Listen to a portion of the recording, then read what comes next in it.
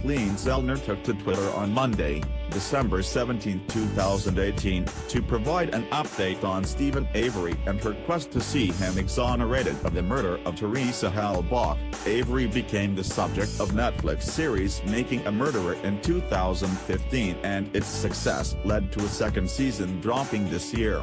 Should Making a Murderer Season 3 be renewed, it is more than likely Zellner and Avery would both feature, especially after the lawyer's latest update on her client's case. What is the latest on Stephen Avery from Kathleen Zellner? Zellner often provides regular updates regarding further developments in her hopes of seeing Avery released to her 636K Twitter followers. Avery was sentenced to life imprisonment for first-degree murder after the death of Halbach along with nephew Brennan Dassey. Avery and Dassey are in different jails serving their sentences. Making a Murderer star Zellner has now taken to Twitter to claim she will be working with one of the world's leading DNA experts in her case to free Avery.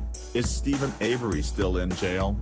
Zellner claimed in a recent series of the tweets, "We are pleased to announce that one of the world's leading DNA experts, Richard Selden at Richard Selden, is willing to test the bones in the Manitowoc County gravel pit with new rapid DNA ID.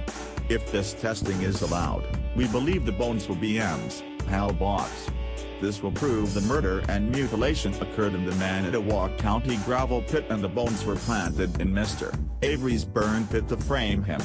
Avery's lawyer also tweeted she had filed a motion asking the appellate court to remand the case for this texting to take place. It didn't take long for Making a Murderer fans and critics to question Zellner's new claims. One Twitter user asked how the new DNA testing would work and how it differs to other kinds of testing, to which Zellner responded, "It works rapidly and is more sensitive and has the ability to gather more data than traditional DNA testing."